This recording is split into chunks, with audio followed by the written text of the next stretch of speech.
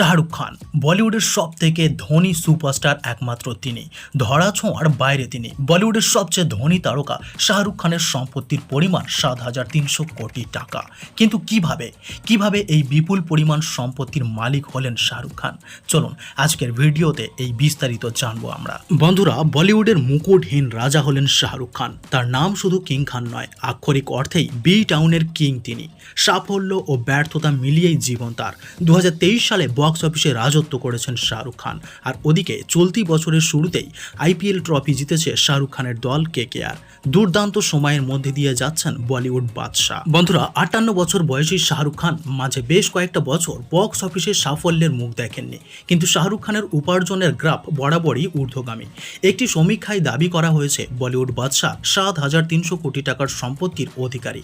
বলিউডের সবচেয়ে ধনী ব্যক্তি তিনি। সমীক্ষায় দেখা গিয়েছে ভারতের রিচ লিস্টে আত্মপ্রকাশ করেছেন খোদ বাদশাহ। 2024 সালের হিসাবে তার মোট সম্পদ ৭৩০০ কোটি টাকা। আর যে আয়ের মূল উৎস তার প্রযোজনা সংস্থা রেড চিলিস এন্টারটেইনমেন্ট।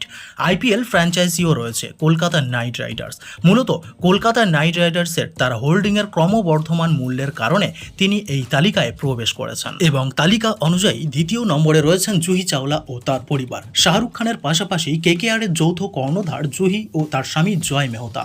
আর এই দম্পতির সম্পত্তির পরিমাণ ৪৬০০ কোটি টাকা। এবং তৃতীয় স্থানে রয়েছেন ঋত্বিক রোশন, যার সম্পত্তির পরিমাণ ২০০০ কোটি টাকা।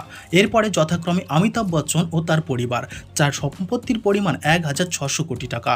এবং এরপরে রয়েছে করণ জোহর, যার সম্পত্তির পরিমাণ ১৪০০ কোটি টাকা। বন্ধুরা, শুধুমাত্র সম্পদের বিচারেই নয়, সমাজ মাধ্যমেও শাহরুখ খানের প্রভাব অনস্বীকার্য। কেবলমাত্র এক্স হ্যান্ডেলেই ৪৪.১ মিলিয়ন ফলোয়ার্স রয়েছে কিং খানের, যা ধনী তালিকায় থাকা ব্যক্তিদের মধ্যে সর্বোচ্চ। তো এই ছিল আজকের ভিডিওটি ভালো লাগলে অবশ্যই ভিডিওতে একটি লাইক করবেন, আর আমাদের চ্যানেলে নতুন হলে অবশ্যই চ্যানেলটি সাবস্ক্রাইব করে নেবেন। ফিরে আসছি পরের ভিডিওতে।